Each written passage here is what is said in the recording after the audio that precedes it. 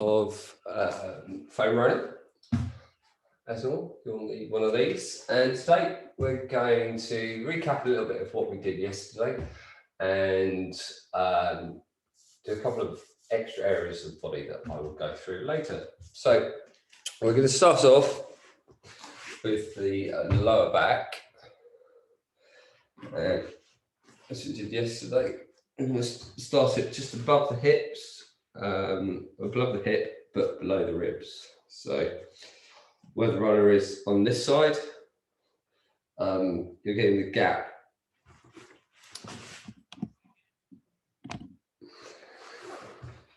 on the gap between the top of the hip and the ribs here. So it's the area called the lumbar fascia, and it's an area that tightens up virtually every day from just normal activity like sitting, really. And it's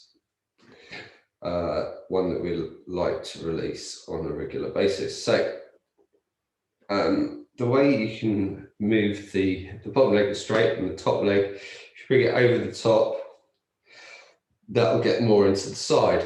And the more you bring the knee up and lean back, the closer you go to the spine. In terms of time, anywhere between a minute and 2 to 3 minutes on each side, depending on how tight it is. Now, in terms of moving it, I might move it just a fraction, like centimetre up, to move where the roller is hitting. And in terms of discomfort, as I mentioned yesterday, don't go past an 8 out of 10. You should never be wincing when you release the tension from the area of the body. So yeah, less weight or pressure over a longer time is always the method you want to use. Okay, I'm going to quickly swap over to the other side now. So yesterday, to recap, we did the lower back as we're doing now, middle and upper back, and then the front of the thighs. We'll do a little bit more on the back, but then we're going to move to underneath the arms and also the calves today. Again, both areas of the body that just get tight from general use and nearly can always do with a bit of extra releasing. So when it comes to rollering, a bit like the gravity yoga, you can do it every day. And the more regular you are with your rolling or yoga, the better the results. Cumulative, regular attention is the best way to keep on top of the tightness in the body. So this one, again, the roller is above the hip but below the ribs, and I don't tend to move it much. I grab my other hand because most of my weight is actually on my right elbow here, and left elbow probably as you're seeing it, and just move it fractionally upwards. Okay. So a little bit middle and upper part of the back.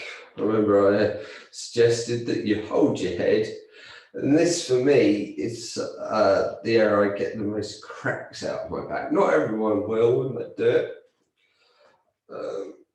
but quite often as you move the roller either side of the spine, you loosen up the vertebrae and you might get a crack or two, which is perfectly okay. It's very normal for that to happen.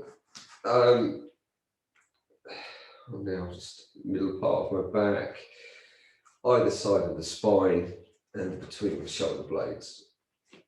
And the way I'm bringing myself down is I'm lifting my hips up and lifting one hip higher than the other to work more on one side of the spine.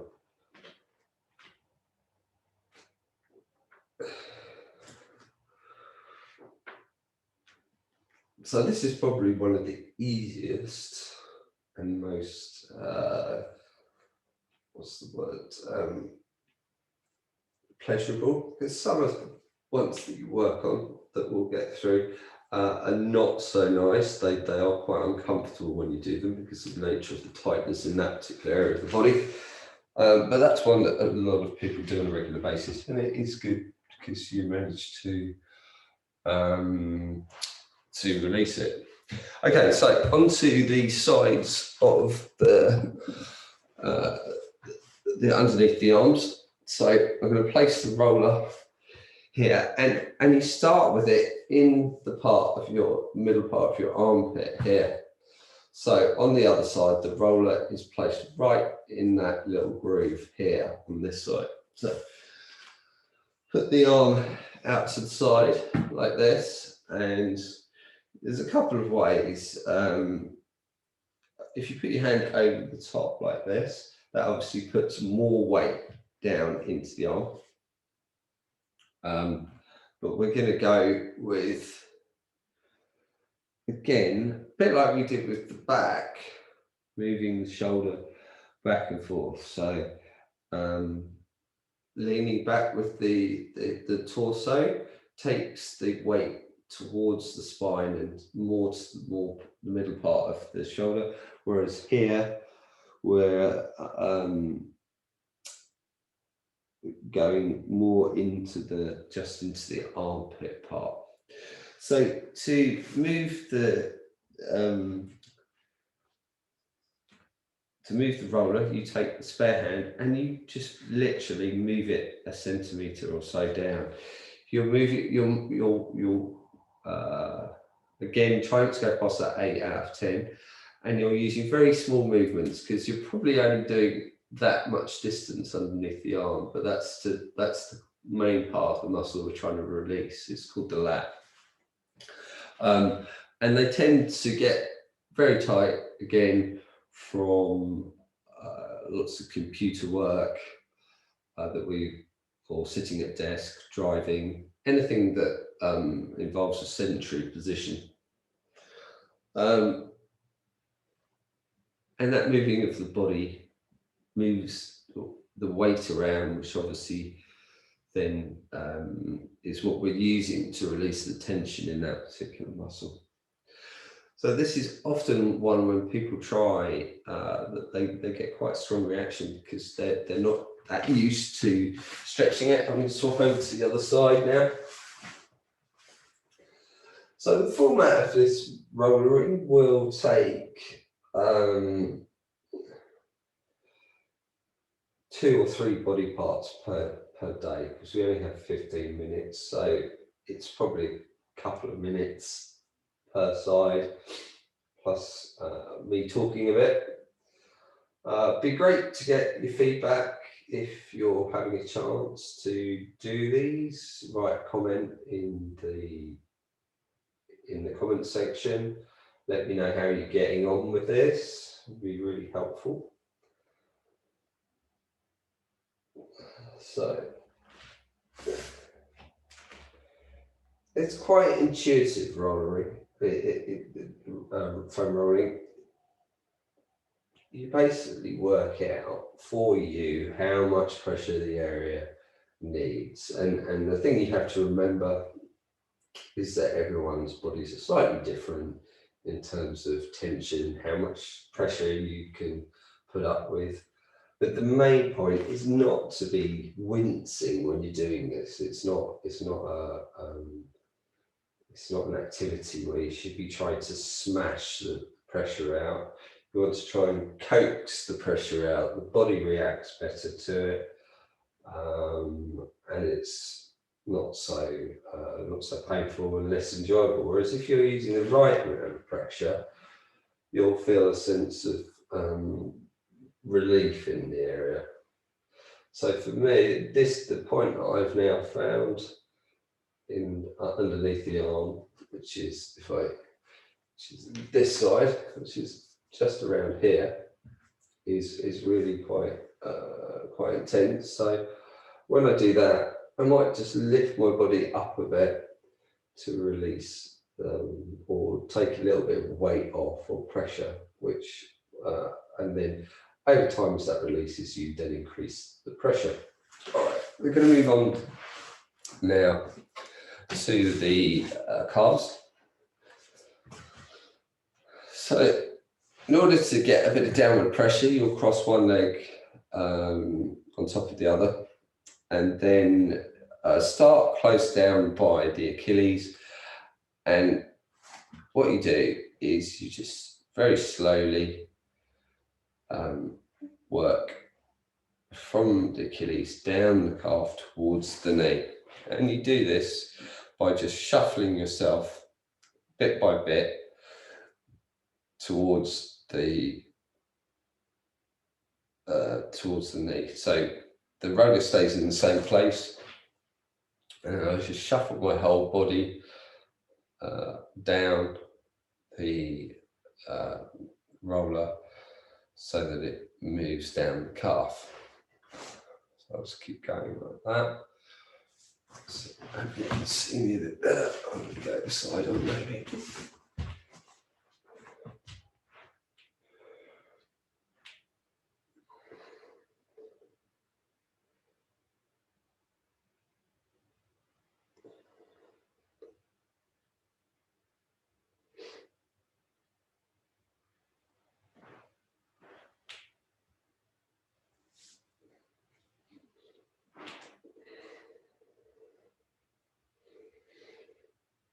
So that's the middle part. Now you've got kind of three lines. I'll go this way, I'll just probably slightly easier to see. You can then turn the foot. So you turn it inwards and then you start down by the Achilles and work all the way down that inside line. So it's like there's three strips. I've turned my foot so that my foot is facing towards the floor now. And then I'll do exactly the same thing, working all the way down the calf towards the knee again. Now, quite often, one of these lines will be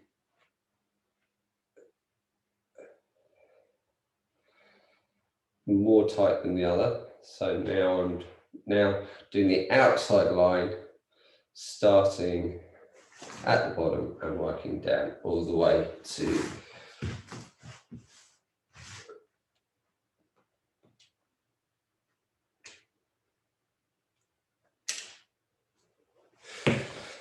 okay. So now swap over to the other side, start with the middle line.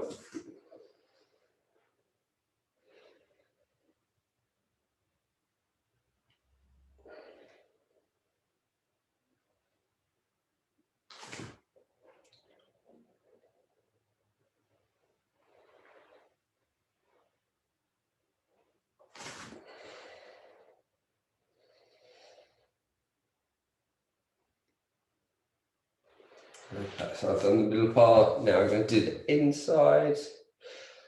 So the amount of time that you spend on your calves can vary. A lot of people do have really tight calves, so the amount of time you spend on each part, maybe a minute on each line sometimes, maybe less. It all depends on how much time you actually have available.